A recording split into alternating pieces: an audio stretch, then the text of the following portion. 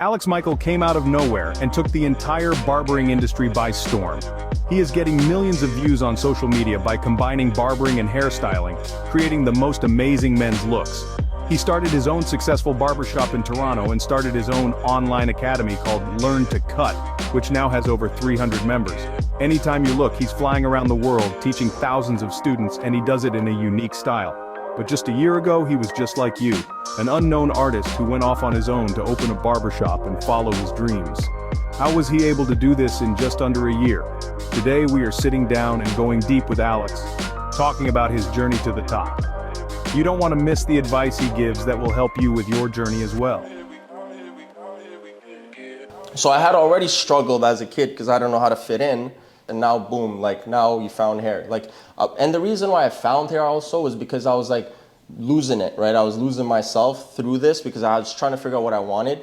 And I was like, all right, I'll give barbering a shot. I went to a barber school. Still hated it at this point because I felt like no one was really teaching me the right way. But I was like, all right, I'm not gonna give up. I'll still figure this out. For the first 2 years almost, I was like the worst barber you could think of. So I kept failing. Like there was many times I actually had a client get up and want to fight me. I didn't really have an option, right? There was not a second option for me in my head, right? I was like, this is it.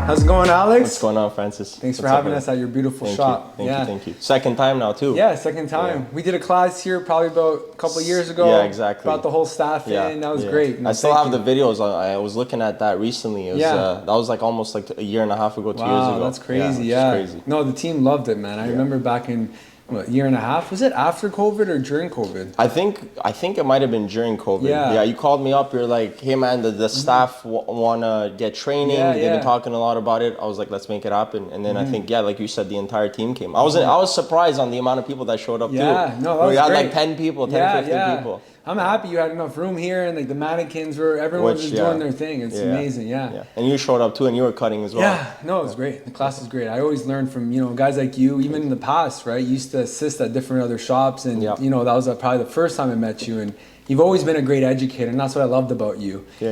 Seeing your journey from the beginning to now has been spectacular. I can't say much. I've seen it on Instagram, I see it in person, we saw each other, during COVID as well, right? I've known you for years, man. I think you're an OG in the industry, right? So when I moved to Toronto, which was like 7 years ago, I already had an idea of who you were. So it was pretty crazy, and like it was inspiring to me to hear someone like you that's been in Toronto, because I was like a fresh kid in school almost, like when I came to this city. Yeah. So I was like Francis is recognizing me, so I knew like slowly my name was being built. So it was very nice to hear from someone that obviously had a reputation. That you acknowledged me. Yeah. You know what's funny, because when I first met you, I didn't know how old you were. Yeah. So you were really young when I first met you. I was 19. Yeah. You were 19, right? So I think you're ahead of the game, definitely. You have a lot of wisdom, but you've also put in the work and time. You traveled to like Europe at one point, right? The first time I met you, I remember you said you studied, was it Menspire? Yeah. When you first started, and you were like getting, and that's what I love about you. You're still, like you've got all this education that you put, you invested in, but now you're like putting it back out, which is an amazing thing. Because a lot of people don't like to share, information, their knowledge, but that's what I love about you. You're constantly, every day I see on Instagram, on my feed, whatever it is, like you're always putting more content and more value to your clients and people out there that want to get into the barber industry. Yeah. And here we have, both of us here talking about, their journey. Yeah. Right. So if you want to just tell me about yourself. Yeah. I mean, these are, by the way, thank you for that. Where do I start? So let's circle back to Menspire. So this was when I was 17 years old. I've been doing this before I was 17. I was always passionate about hair. I've always been passionate about products. I've always been passionate about going to the best stylists and people that I didn't even have the money to go and spend to get haircuts. Like I would get $100 haircut when I was 15, 16, not even making the income, right? And that was because I wanted to look fresh, and that was very important for me. And I had my own clothing line, and I think that's part of the hustle and the entrepreneurship that I got. So I had my own clothing line when I was 16, and I put a lot of effort to grow this brand. But I realized very quickly, and I'm sure some of the people that do have clothing lines, they realize like it requires a lot of capital, and I didn't have that, right? I didn't have a second income to support the clothing line. So what ended up happening was I couldn't continue it. I was very passionate about it. I was very passionate about like streetwear, very passionate about clothing, styling. I would look at like the biggest like celebrities and be like trying to mimic or trying to incorporate some of that into my clothing line. So fast forward, 17, 18 now, I pretty much, I figured, I saw, what was it? No, even before that, before the clothing line, what happened was, during the clothing line, what happened was I ended up wanting to become a barber, right? So through that, what happened was I worked at this Cuban shop, and I worked there for about a year. But the problem was when I worked at the Cuban shop, I wasn't necessarily wanting to work there because I didn't want to learn just fading and like traditional hair cutting. So I was just working there like solely just doing fades. And I realized very quickly, like a year in, that I was like, okay, I want to transition to more like styling, right? Which is something that I was passionate about initially. Sorry to stop you right there. Yeah. Where were you located? Like, where were you? Good question, yeah. So this was in Laval, right? Which is like a small suburb in Montreal. So I was located there, and I was living there my whole life till I was about 17. Yeah. Wow. Yeah. So you actually moved from a small little town or city? Exactly. You could call it a town. Yeah. From Quebec, and you moved here. Exactly. How old were you when you moved here? 18, 19, yeah. Wow. Yeah. And I had a crazy story, like, you know, like a lot of people see me now, like they see this very, you know, I have a big brand. I have like a big salon. I have a big team. I do online. I have like a lot of like social proof credibility. But they don't realize on the back end what it took to get to that position. Like I came from, me personally, I was someone that was very insecure growing up. I didn't have confidence in high school. I almost was getting bullied because of the fact that I didn't have confidence. I didn't have a big clique. It was only till, you know, like 2 schools after that I went to a public school that I realized, holy shit, this is like what the real world's like. Because I went to private school initially.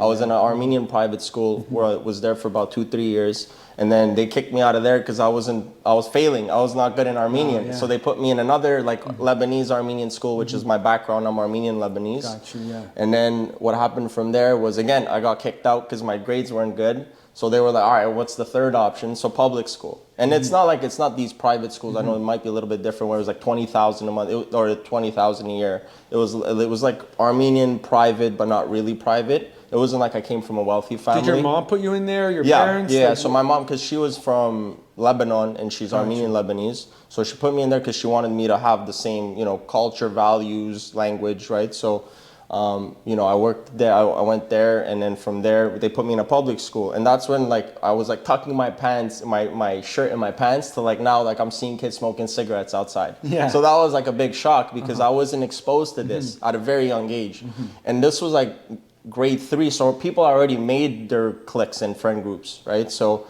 at this point I was like, okay, well, I gotta find a way to fit in when I don't already fit in because I went to private school, right? And the whole point of why I'm saying this is because, again, like I struggled a lot. Like there was a lot of struggles growing up. Like I came from a very good family. Like we weren't poor, but we weren't wealthy. Really good values, strong values, traditional values, Armenian family. And then, you know, like I was like shocked, right? I had to like find a way, and I worked, I struggled a lot because I had to make friends and whatnot. And yeah, I guess, I don't know where to take this story. So what made you move to Toronto then, living in, you know, Laval, Quebec? Yeah, exactly. Good question. So what ended up happening was, so after the public school, I had big changes in my life. Like before that, what ended up happening was, like I said, there was a lot of struggles in my life, but I was also like somewhat like living like a normal person. I was a normal kid, right? You know, when I was growing up, I had everything I wanted, but I was also like the kid that was like a shit disturber, kind of like thought he knew it all. Like had a bit of an ego, like you know how young kids are. Yeah, we all had that when we were in early ages, yeah. Exactly. So what ended up happening was at 17, that's when my life changed because my mom passed away from cancer, and then 6 months later my father left me. Wow. So that was like a big reality check where it's like, okay, like this shit just happened, and now like you kind of have to be an adult at 16, 17. You really have to like take care of yourself. Very fortunate enough, I had my grandmother still, so she took me in. Lived there for 3-4 years, and that's when I discovered hair. That's kind of where everything changed for me. So, you know, I had a lot of pain, a lot of like anger, you know, a lot of like everything, fear, like anxiety. I was somewhat suicidal at this point at a very young age because my whole world changed. I was like I almost lost both parents, right? So I had to figure out how to deal with all this as I was trying to deal with me growing up. I was still a kid, right? So what ended up happening was I discovered hair, and I think, you know, that was probably the best thing that ever happened at that time. And that was after like all that bad stuff happened. All the bad stuff, yeah. Dad leaving, yeah. So I had already struggled as a kid because I don't know how to fit in, to now like boom, reality check, like you just lost both parents, and now boom, like now you found hair. Like, and the reason why I found hair also was because I was like losing it, right? I was losing myself through this because I was trying to figure out what I wanted. And I was like, all right, I'll give barbering a shot. I went to a barber school in Montreal. So I went there for 3 months, got my like license. It wasn't really a license, it was just like a diploma. So did that for 3 months, still hated it at this point because I felt like no one was really teaching me the right way. But I was like, all right, I'm not gonna give up, I'll still figure this out. And I had a good friend of mine. He was this is kind of how I came into barbering. People don't really know. I had a really good friend that was cutting my hair since I was 16. It was like a family friend. And he was like, you should give this a shot and give it a try. Like, you've been talking about hair, you seem to be passionate. I was like, okay, where do I start? He's like, go to school. Most barbers are self-taught, do that, right? So I went to that barber school in Montreal, did that, hated it. But at least I had credibility to show the clients, which is like, oh, I did a certificate, which most barbers, as you know, are self-taught, right? Yes. So from there, what ended up happening was I worked at a Cuban shop right after. So I got hired at this Cuban shop, which was like a traditional shop, like I mentioned. Worked there for about a year, and then people don't realize this, and to this day I'm so mad at this of myself, which is for the first 2 years almost, I was like the worst barber you could think of, and I had taken these pictures with my BlackBerry of like all the shitty haircuts you wouldn't even imagine how bad those haircuts were. And I just can't find them. Like, I wish I had them to show people. Like, was man, that like BlackBerry Messenger? Yeah. BBM? Yeah, exactly. That time. Yeah, so it's unfortunate. I don't know where the hell that BlackBerry went, but I was like the worst barber you could think. And that was for like 2 years, like just messing up people. And what kind of haircuts were you doing during that time? Fades. So it was fades, Afro fades, like every fade imaginable. It was mostly just clipper work, like barely using scissors, right? Because it was a traditional Cuban shop. And to the point where some people don't know this story, which is like my boss would take my foil shavers, because I would take it so high into the balding line. He's like, you can't touch this anymore, right? And I'm like, what? He's like, yeah, you got to figure out how to fade without this before we could start implementing the tool. Yeah. So like, just to say like how bad I was at cutting hair. So I kept failing. Like, there was many times I actually had a client get up and want to fight me. Like, it was that bad, right? So I don't even know what kept going like in me to like want to continue, but I think I didn't really have an option, right? There was not a second option for me in my head, right? I was like, this is it. Yeah. And I think that's also part of the reason why I am here today, right? I think that's like also part of your growth. Like, you know how like barbers, when we, as barbers, as stylists, we make mistakes and we go through these like failures, constant failures, struggles, the trial and tribulations. And I find that once you have to go through those hardships, like what you're saying with your story, like, you know, you were fading, but they weren't the best fades. But then you're like messing people up. People want to fight you. Because I've been through those same shoes, been there, done that. And that's when you're kind of like, it clicks in your mind, like, I'm not going to make that same mistake going forward. So it kind of corrects your, you know, like, I'm not going to do that again. Because that guy's going to fight me if I do this, if I do that, right? So that's crazy that some people have, it's good that you're saying this on camera and telling people that, you know, you've gone through your own struggles and hardships yourself. Because a lot of people think like, well, no, Alex, you know, when people see Alex, Michael, or Silver Arrow, they're thinking like, look at this big brand. Look at you. You're perfect at everything you do. They don't realize what's really in the, and that's, I'm sure that's part of many successful people, right? And I think the reason why I wanted to share this, because I've never shared this ever in my life. Oh, that's great. I'm happy you're sharing this with us. The reason why I've shared this is because I think there's a lot of people in my situation where it's like my mom had cancer for a year. So at 15, 16, like, I don't know how to deal with this, like, for a whole year, like. And the thing is, it's like to see someone go from being very healthy and slowly like almost dying, right? That's like one of the worst things. And especially as a kid when you're growing up. But like, I'm not going to say lucky, but I was very fortunate, and I was very, I guess maybe you could say lucky, but I was very fortunate to have found hair, which a lot of that pain, a lot of that emotion, a lot of that deep emotion was put into that, right? I was able to, yeah, I guess I was just able to put that into my work, right? So I put my head down and was just focused on cutting hair. And again, like, so throughout the Cuban barbershop, right, failing after failing, like you said, a big reason, again, people are successful is because they failed so many times. They failed so many times to get to where they're at. And I keep failing, and that's part of life, right? Yeah. Failing is a win almost, I look at it now, right? I'm sure you know all about that too. The thing is, like, for me too, I could speak for yourself as well, is that, yeah, failing is part of the journey. Like, we have to try, and even if we fail, you know, we have to continuously get up and do it again and do it again. It's when we don't give up is when we succeed, because we're never giving up. I think when people stop and they're just like, you know what, forget that. I'm not going to do that anymore. That's when you fail. That's when you fail and you give up and you don't take it to the next level. And I think if you keep winning, you're not going to learn, right? Exactly, I think that's another part of why failing is so important. Yeah, because when you win, it's like you get that reward, you get that high. And when you're at that high, sometimes you forget that, like, you need that low too. You need life to balance out. Exactly. And I feel like with barbers or stylists or anyone in any industry, when you're at the top, it's the hardest to stay at the top, because you have to be perfect. And that's the thing, every time you post a better haircut, it's like, now that is your standard, and everyone sees that as your standard, that you have to be better. Like, everyone sees it, where it's like, if you even have these, like, a haircut that's not as good, it's like, well, that's not up to par, because now the standard is here, which is good. I think, like, I'm very competitive. That's another reason why. So I think it's important.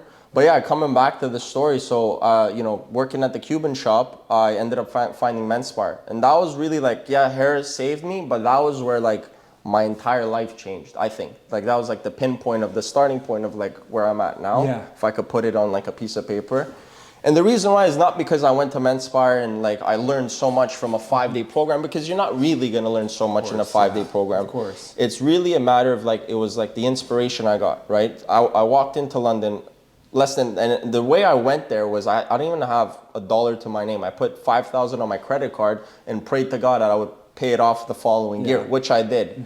So I went there, and I was very inspired at the fact that there was people my age, right? And, like, coming back to my story of, like, I wasn't confident, I barely could public speak. If I had any presentations in front of people, I wouldn't even show up, right? Not confident, no one really respected me as well, because I didn't have anything to show for it, right? But when I went to Menspire, when I went to London, I saw guys my age being respected, people watching them, like, they're like, who's this guy? Like, watching them cut hair, had a skill set, was confident in themselves to be able to speak. There was like, literally 17, 18-year-olds, like, teaching. Gianni's one of them. How old were you when you were out there? 18 at this point, okay. yeah. So I was very inspired. I was like, wow. And not only that, but the way they were cutting hair, like the way they were styling hair, the way they were cutting, the way they looked at hair, like no one had ever, it was like a science that no one had ever discovered. And I was very fortunate because I looked at this and I'm like, this is a gold mine. I'm like, I'm very grateful that I'm the first to like discover this. It was like going into a new land and you're like, what is this? Were you like the first group of students that took it? From Canada. From Canada. Yeah. So you were pretty much the first student from Canada. Exactly. To actually get educated in that high level. Yep. Because that was like the hybrid of like hairstyling and barbering mixed together. And I've always wanted to do that, right? I would look at, there was another guy from LA, I can't remember his name, did a lot of that, the styling. So you went there to Menspire, it was inspirational, it was motivation for you to kind of like get inspired. Because you said it was a 5-day program. Yeah, you know, you did it, but then you know, what you took out of it is probably, you know, the inspiration, yeah. As much as I gained value from the knowledge, I got very inspired and I was like, okay, this is what I want to do now. So my next question in my head was like, okay, I can't come to London. I mean, I could, but it's a big trip to come to London. It was a lot harder for me to come to London than maybe go to Toronto, which that's kind of the next step. Yeah. And I had met Dylan, which was my mentor throughout my career. Which again, Dylan was also in this class with me, and Dylan was someone that was very skillful, someone that had the experience on the back end. He was a women's hairstylist before. And so yeah, went back to Montreal. Within literally a month, I called Dylan up and I was like, I want to come to Toronto, right? So what happened was, I packed everything, told my family within a couple of days, like, I'm going. None of them believed me, right? Yeah. Because like, there's no way. I was never that person, right? I was never that person that would do any changes, right? I was very like to myself. Yeah. They're like, what? You know, like he'll be. When they saw me pack, they're like, all right, he's packed. He'll be back in a week, right? But at this time, I was like very like no one realized, but I was so driven. I was like, this is it for me. There's no second option here. Like I'm going all in. So yeah, I went to Toronto, had a Honda Civic, broken, barely the thing could barely drive, literally like $0 to my name, $5,000 debt, right? Come into Toronto, 19 at this point. And I was like, okay, big dreams now. And I lived in an apartment. I rented this place, not even an apartment. It was a house with 3 floors. And I had the basement, and there was a room in the basement. And I was paying $500 a month. The room was like half the size of this. Like it was This is extreme. downtown Toronto? St. Clair and St. Clair West and Keele. Okay. So yeah. West End, yeah. So lived there for like a year or 2 years at 19. But I didn't care. I just was like, I need a place to sleep. I didn't even care if it looked nice. I was like, this is where I'm going to use to grow. And all my time was spent in the shop. Like I would literally work 7 days a week for 9 months straight. And I would be eating like rice noodles and drinking Gatorade just to survive. The hustle, man. And Yeah. that's where I was at that point in my life. And I'm so grateful that I kept at it. And that's when Glenn, so Menspire had come to Toronto as well. That was another reason why I came here. So they had a Menspire Academy in Toronto at that point. And Glenn was another mentor. So I had Dylan, which in my opinion is one of the best in North America. Some people don't know him. He doesn't cut hair anymore. I know Dylan. Yeah, he's a great guy. Yeah. Great guy in the industry and great guy outside the industry. Yeah, incredible human being. Amazing human being. Yeah. Yes. So I was very, he kind of put me under his wing. I learned from him a lot. He, like I said, one of the best. You guys could even look at it. Like his page is still to this day timeless. Like the haircuts I'm still looking at to this day. It's like still people can't achieve those, right? It's pretty crazy. So yeah, Dylan mentored me, then Glenn mentored me. So it's one of the Menspire guys. That was the whole reason why. Glenn is from London. From Ireland, moved to London, came to Toronto, then moved back to Ireland. Was he working at the place you're working? Okay, got you. So the whole point of why he came to Toronto was to educate the team, to become educators. At this point, everyone's trying to become an educator. And that was my intention of why I wanted to come here, because I was so inspired from the guys in London, the young guys educating. I'm like, all right, that's what I want to do next. So at this point, I'm growing and learning. I still suck. I'm still like, I'm decent. At this point, I know how to fade. I'm not that good, but I still suck. But I was very open-minded, and that's something that was very important. I was very open-minded. I listened, and I was like a glue. Like I knew every word that came out of both their mouths was like $1 million, because I knew that the value I was gaining from them, like I said, it was no man's land. No one knew about this. So every word I would be like, and it would be registered. I would like remember it, right? And I think that's another reason why I became so good. It was because I was like, no, every word that comes out of their mouth is extremely important. So 6-7 months down the line, I grew very quickly. Like I could say like, and Dylan was pretty impressed. He was like, wow, man, you're going pretty fast. So very quickly I became an educator as well. So within 6-7 months, now I'm slowly getting into the education world. And by the way, about the education stuff as well, circling back, Menspire, when I was there for the 5 days, they liked my personality, I guess. They liked a bit of my story. They were like, come to Ireland with us. And this is another reason, another failure of mine. They were like, come to Ireland with us. They did a show. So they had a show in front of 500 people. Sam, SM Pyre, I don't know if you know who this is, co-founder of Menspire. Okay. Someone that inspires me to this day. He's more the business side, business right? side, yeah. I've heard of him. Very good guy, very good guy. Amazing. And yeah, so he was styling my hair, he was cutting my hair. And I didn't expect this, but again, 500 people in Ireland, I'm just sitting there, and he goes, how's your experience at Menspire? Like, puts the mic on me. And I'm like chilling, right? I'm like getting a haircut. I'm not expecting to be talking in front of people. Yeah. And I'm like, my experience, froze. And he had to like grab it. And just to say, like, I wasn't a natural educator, right? This is something I had to build about myself. Yeah, you had to build that confidence, but you build the confidence. You showed up, 500 people. You still tried. I tried. You stuttered, failed, right? But here you are now, right? We're just having a natural conversation. Yeah, this is great. Yeah. And that's the thing. It's like this wasn't like some people are probably natural at it. This wasn't something that I was natural at. I still think there's a lot more I could learn and grow from. Of course, yeah. But yeah, and so backtrack after or fast forward. I'm in Toronto, Menspire. 6 months, I'm becoming an educator. So now slowly they're putting me into groups of like 5 to 10 people, right? I'm like, so there'd be me and Dylan teaching, and then there'd be like 5 or 6 people, and I'm teaching, and I still sucked. I would be like cutting, and I would say like one word. I'm like, all right, I'm picking up the hair, and boom. And that would be it. That was like the level of education that I had. And Dylan was probably like, oh man, we got to work on this guy. Over here, man. Yeah, what are we doing here? You need work. Exactly. But like anything, right? It's like baby steps. And, you know, fast forward, I'm sure we could talk a lot about it. International artist, you know, I've been traveling around the world. I just was in Greece. I have another trip in Greece. Every day I'm getting messages of countries to go to. I'm now building an education team myself. You know, I'm very grateful, very blessed. You know, like this is what happens, right? You work really hard and you keep failing, and then naturally just things fall into place. Yeah. How many days a week are you working now? Like, what are you, because I know I'm being an entrepreneur, doing all the things you're doing online, you're probably working a lot, but how much time are you spending actually at the shop now? Like, what's your schedule? Like, what does it look like now? Yeah, good Alex, question. Michael, like right now, 2023, it's the end of October. Yeah, still work every day, but the work is different. It's not just cutting behind the chair, right? So let's say Monday or Tuesday, typically doing content. Literally, that's an entire day dedicated to content.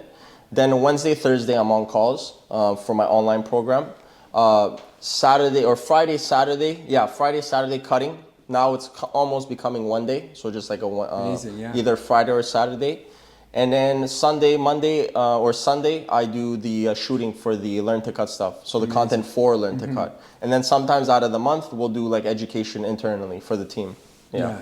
So Alex, like, how did you get to over 100K followers? Yeah, good question. I think the main thing I could funnel it down to, which is the most important thing, you kind of kept saying it to me, which is consistency, right? I think that's probably the most important thing, right? The reason why consistency is important, especially for Instagram and TikTok, is you kind of are like an employee to these brands, right? And the way these brands, Instagram and TikTok, the way they want to work with their employees is they want those employees to work hard for them. And how you work hard is by consistently pushing videos, right? So for like a year straight, I remember, or like 3 months straight, I posted every single day, and I didn't miss a beat, right? A year straight, every single day. 3 months straight, and then it was like it was maybe I would miss a day. With the 100K followers, you mentioned consistency was, and you're at the point where you're saying 3 months straight. Oh yeah, you posted. So you posted for 3 months straight, every single day. Every single day. And what happened is with consistency, you compound, right? What ended up happening is one video blew up, like it hit over 1 million, right? Wow. And then what happened, and it spread it like wildfire to the rest of the videos. So at this point, I was gaining like 1,000 to 2,000 followers a day. Amazing, right? Yeah. And that was happening consistently for like 20 to 30 days. And then boom, boom, it kept compounding, right? And that's why what happens is like, it's such a mental battle when you're doing social media, because we get so focused on the engagement and the likes, and we get discouraged. We're like, well, fuck, I got 100 likes, or I got 50 likes, or no one's really watching my stuff. Where it's like, you will end up getting a big break eventually if you're consistent. And guess what happens? People don't realize this is one of the most important things with social media. People don't realize it's a skill set. And like anything, you need to practice, right? And by practicing every day, you get better at it. So you're now, as you're doing it every day, maybe the engagement's low, but you're getting better. So your videos now are getting a lot better. The quality of the videos are getting better. So naturally, eventually, you're just gonna get really good at it. Like anything, you're gonna build this very good skill set where it'll compound, it'll be better videos, right? And naturally that'll just do better. It'll just result to better performance. Now, did you have a team, or you were editing? Like, what was your whole, like, good question. Yeah. Yeah, so initially it was all me, right? So I had a tripod with my phone. And then eventually I realized with time and like how often I wanted it and needed it, I started getting an editor. So I was the one that was editing. And I think that's very, very important initially, because you need to understand how to do it. So then eventually when you have an editor, you could train them on what it is exactly you're looking for, right? So eventually I ended up getting an editor to the point where I have like a camera guy now. And again, now it's like a business where it's like efficiency. What's gonna make it the most efficient? What's gonna be the best performing? So I have like a team, a unit of people. I have an editor, camera guy, I have camera, right? Lighting, it's like a whole setup. So amazing. Because it's important, it's like, because of the fact that it's a reel, and the number one thing, the most important, as much as quality is important, is consistently posting. So you need it every single day. So you have to find a way where it's not taking you too much time out of your hands to be able to consistently post. And that's why I have the back end help. That's amazing. Yeah. So you invested in that on top when you started getting flow into, that's a great and I want to talk about that too, because I think it's important, which is, like investing, right? Let's talk about investing, which is like a lot of barbers tend to do one thing, which is good, but eventually you have to change, which is they invest a lot of their time and money on their skills, right? Yes. They put it on one characteristic, which is their skill set. But the biggest thing is that people don't realize life is a big school, right? And in school, you learn different languages, right? You learn different subjects, right?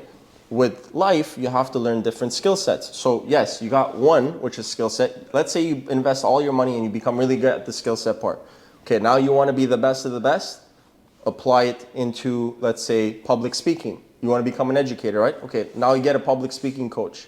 You become the best at the public speaking. Okay, now get a health coach. Become incredibly healthy, right? Because that plays a factor in all of it. Okay, so you now did the skill set. What's next? Finances. Okay, now, and then blah, blah, blah, blah, blah, right? And the reason why it's important is because that's what's going to separate you from most people. So what ends up happening is people just do the skill set, but they don't realize a lot of people are just doing skill set. But if you can now apply it to branding as well, right? If you get really good at understanding marketing, now you're like a weapon. You're dangerous because now you have very good skill sets in both. Okay, now I want to be very healthy so I could perform better. Like, look, I'll give you guys a secret right now, and if some people really like take the opportunity to really listen and apply it, that'll change your life, right? At the end of the day, like, life is somewhat like a game, right? Eventually, you're gonna get capped at something, which is, let's say, the skill set, but you have to keep pushing your boundaries. So, like, for me now, right, not that I'm capped with the skill set, but I could obviously keep growing, and I still am. I'm still reinvesting in myself. I got people in London, people all around the world that are coming to train me specifically, right? So that's never gonna stop. But now my focus on top of that is, let's say, public speaking. So I have a public speaking coach that helps me. I have a therapist for mental health, okay? I have a performance coach for my sleep, so I'm just like very disciplined. I have financing. I have someone that helps me on the financing. I have a mentor that's exited a business at 250 million. And these are my secrets. I'm sharing this. Like, people would be like, why are you talking about this? But it's like, this is the whole point. I believe in like helping people because it's just a direct reflection of like me. Like, if I could help people, eventually, you know, the world gets better and the standards get higher and the competition gets higher and we all make money, right? Absolutely. Which again, we could talk all about I love that. that. No, I love that. And I think that's some of the things that you know, I wanted you to share, because I think you've always been that type of person. You're sharing the knowledge. You're sharing right now, like, who you're working with, you know, and what makes what makes a barber better. Because a lot of barbers do focus just on the skill, but then with the skill, if you're just focused on one thing, how about the other things in life, right?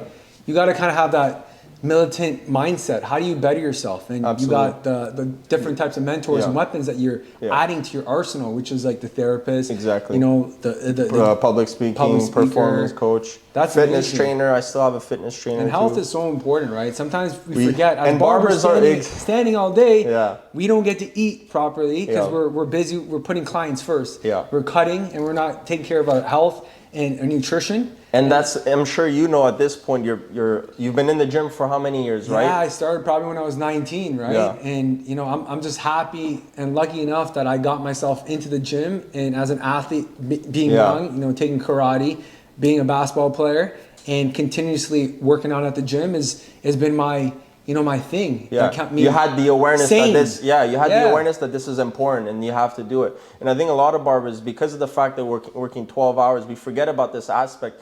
But you don't realize, like me and you both know, how good you feel after a workout and how that affects your day. Because if you could go in the morning at like 7 a.m., 8 a.m. and you do a hard workout, there's nothing, I could promise you that, there's nothing in the world that could stop you after. There's no other problem that's going to be as hard as that. Because you've already gone through physical stress. You've already gone through mental stress. You're lifting weights, running, whatever that is, right? Where it's like all the other problems become easier. Right? Absolutely. Like, I'm sure whatever stresses, whatever it is, gets the blood flowing, everything, you're ready. You're ready for war right after a workout. So I think that's very important. Like I said, building those skill sets. And I think as barbers, you know, another thing is like we stay comfortable. I think a big reason, like throughout my entire career, my entire life, I love the feeling of discomfort because it's the feeling of growth, and it is a necessity for us to grow. If you're always comfortable, you're actually gonna be depressed, in my opinion, if you're comfortable, because you're gonna realize in the back end you're not growing, you're not learning, you're just staying in the same spot, right? Comfort is the enemy. Is the enemy, right? As you said it. I came up with a shirt like that actually a couple of years ago. Like, comfort is your enemy, and I love that. That's one of those things. I think it was during COVID. You know, going through like having the businesses closed. We weren't running because they closed all the local businesses, small businesses in Ontario. That was a very difficult time, and you know, as business owners, I'm sure you knew that. You know, having a shop that you're not getting income anymore. You know, barbers are taking clients home, and it's very difficult, right? So when we came out with that "Comfort is your enemy," that apparel, it was definitely something to push other people, like-minded people, you know, business owners, whoever you were, that you cannot be comfortable. And some people got comfortable at home. Exactly. A lot of people gained weight when they came back from the barbershop. Like, they weren't doing things. And you cannot do that. It's so true. And it's not like it's a choice. It's like, all right, the gyms are closed. You could still do push-ups outside. You could still go run outside. No one's telling you to stop doing that, right? Where it's like we find excuses and we do that, and we know we can't cheat ourselves. At the end of the day, we know best. Like, okay, the gyms are closed, right? But you know you could run. You just choose not to, right? So everything you do in life, and that's what I'm realizing, everything in life is a choice. Absolutely. Everything. Every outcome, everything is your choice. Right? And you're only to blame. Like, we all have choices. We're easy to point fingers. We're like, oh, that's why no excuses. That guy is lucky because of this. It's like, no. You could get there. It's a matter of how bad do you want it, and what are you willing to do. Absolutely. So Alex, what barber advice or hairstyling advice would you give people these days? Like, what kind of advice would you give them nowadays? Like, what's the most? Number one, I preach it all the time. Invest in yourself. That's number one. Invest in your skill set. If you're like, and this is the thing, there's phases to this, right? If you're a barber that's new, that's making less than $3,000, because I'll talk about the finances, you have to invest in yourself. Why? Because you need to increase your value. How you increase your value is through your skill set, okay? So increase your value, invest in yourself, invest in your skill set. Then when you get to, let's say, 10,000 or 5 to 10,000, now you can start choosing the next steps, okay? So now you've done the skill set, okay? Maybe start investing in your health. Even though health is number one, sometimes there's a lot of things on the back end that don't allow us to do it. But I would say skill set first, or even health first. You can still go to the gym, actually. There's no excuses in that. But invest in your health, invest in the food that you're gonna eat. That would be the second. And then start investing in like other things that you're passionate about, right? So coaches, mentors. And I think that's a necessity. You need someone, and whoever's inspired you, you need to be, it's like, okay, a class is good, an in-person class is good, but if you really want to grow and you really want to be at their position, you got to be around them every day, right? So work around them, you know, ask for a job, try to find a way to be mentored by them.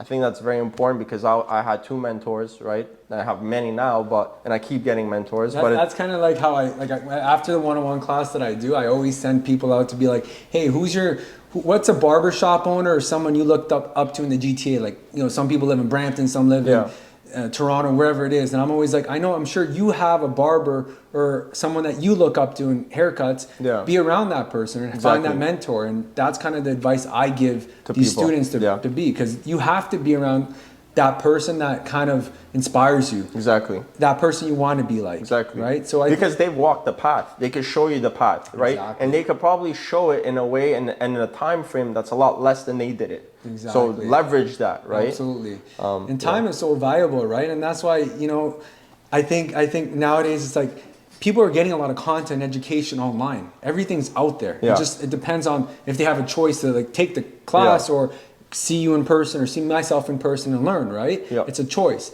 But you know, you could take years, like 5-10 years, and learn yourself, or you could go strictly to someone like you and learn. Get it right from the source. Exactly. Right? And that makes a huge difference, just going right into the source. And it's like you said, like just like study in a sense of like figure out who inspires you first, and then find a way to learn from them. Because at the end of the day, like if you aspire to be like someone, the only way to get there is finding a strategy that allowed them to get there. And usually it's from them. Like hit them up. Like here's another tip and an advice. Like I'm even now, sometimes I've done it in the past where even though let's say someone doesn't have the education on the back end, example, if you're inspired by someone, maybe they're not teaching online, right?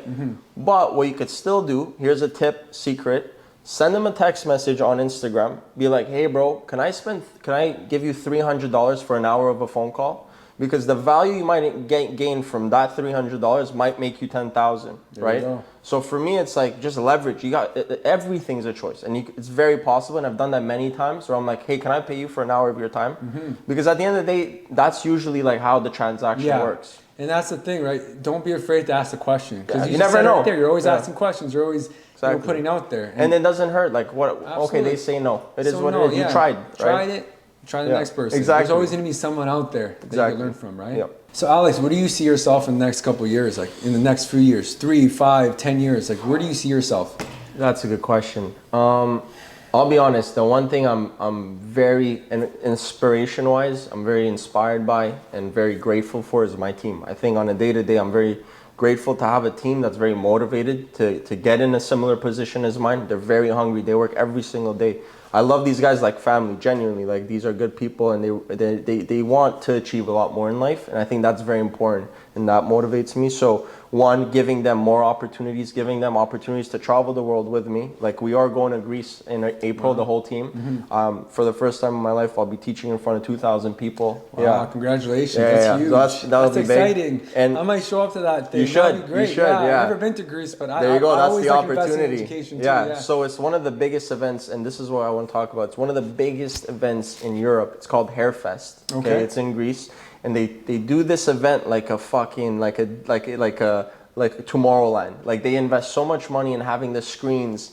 Like it literally looks so legit, almost like you're walking into like a show, like like Drake's performing. Yeah. Like some of the videos I've seen, like with the lights and with the screens, it just looks so legit. And you wouldn't think it's hair. Like I'm sure from the outside perspective, like how is this hair, right? So I'll be performing there. I'm like one of the last people to go on stage, and yeah, I'm very excited to bring my team. Congratulations, that's huge. Yeah, that's exciting. You. When is this? When is this? In date? April next year. 2024. It's called Hairfest. Yeah. And is this like an international event? It is. Yeah, so it's international. They bring international artists, and I think that's another thing. I want to inspire more. Like one being the biggest event. Like I want more North Americans to realize it, because it kind of is like the Super Bowl of hair because of the like how big they put this event and how many people show up.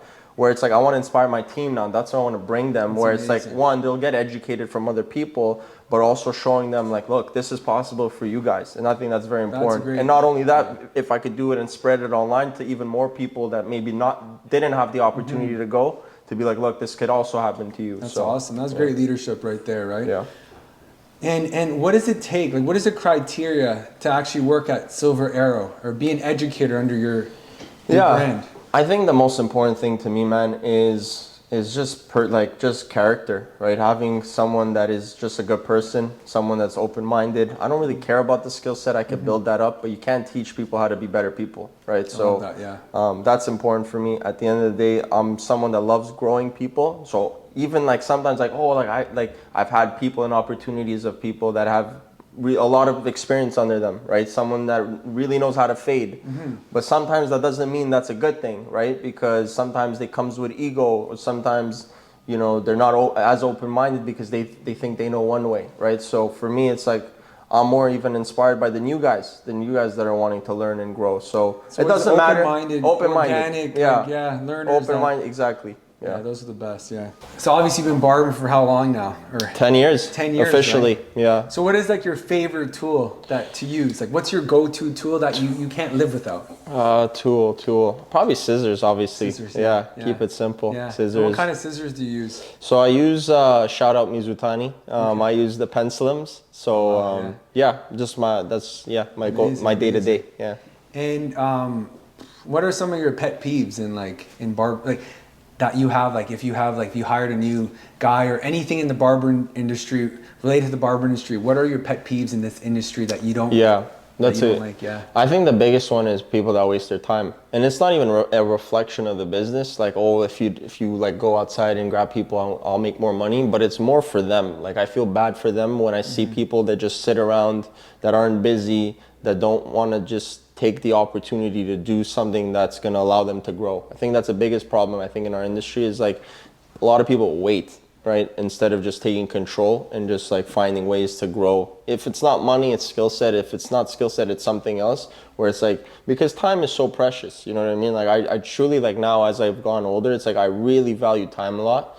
And yeah, I think a lot of barbers waste it, and it's a matter of just finding a way where you just like I said, you just keep growing. What are some of what's some of the advice that you give barbers like to keep busy? So if a barber's dead at the shop, for example, they don't have any clients, like what type of advice would you give the barbers to like go get clients? Like here's a few ones, and they're very easy. Every morning, if you're not busy, create a, you could even use ChatGPT. I'm gonna give them the whole layout now. This is how you're gonna get busy, guys.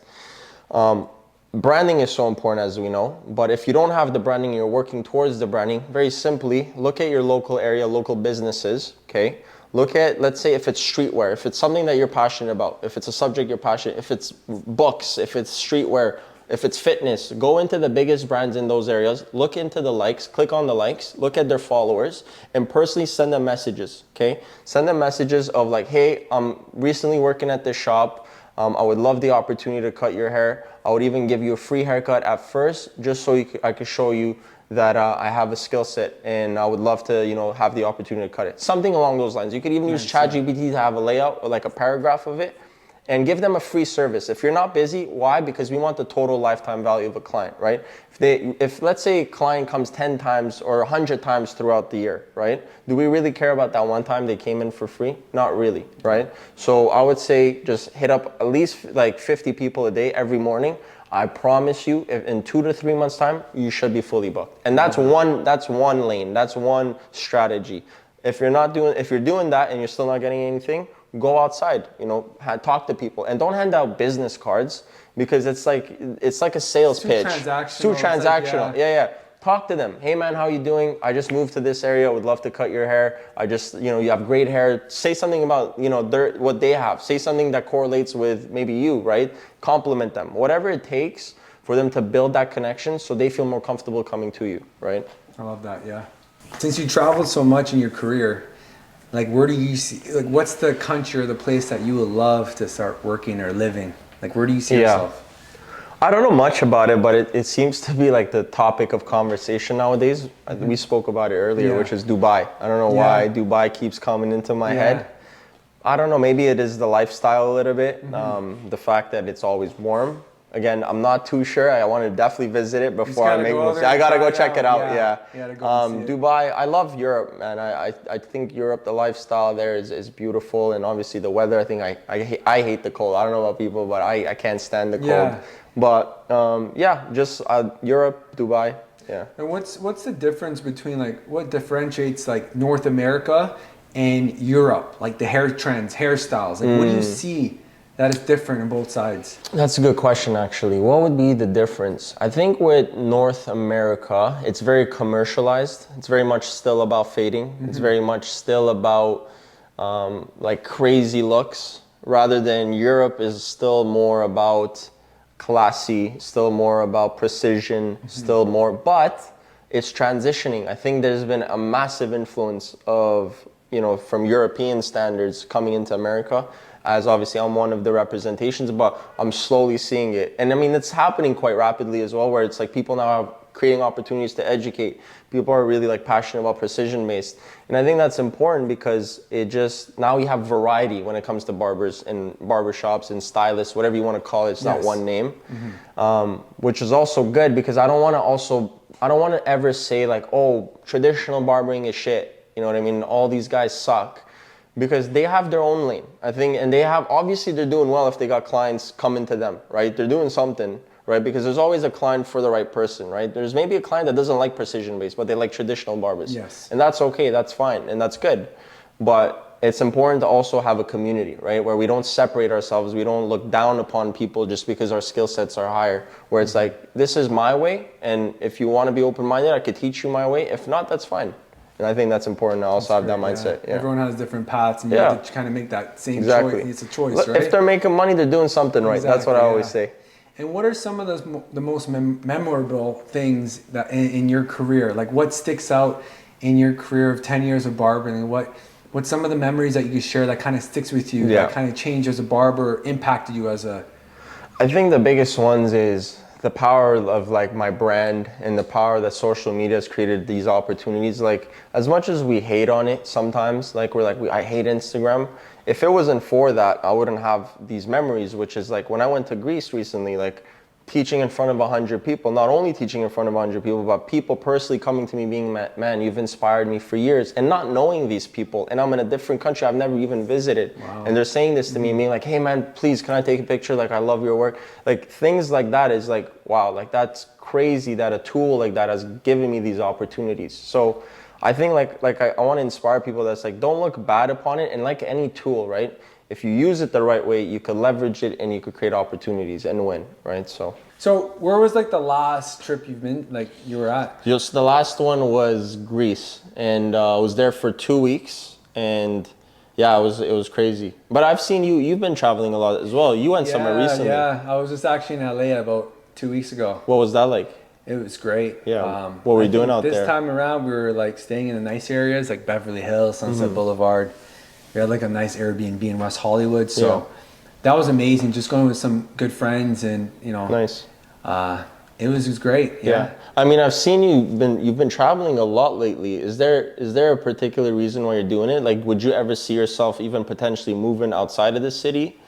Have you considered anything like that? I'd say so. I think there's a cap in Toronto where I've been living here my whole life. Like, I grew up in Mississauga.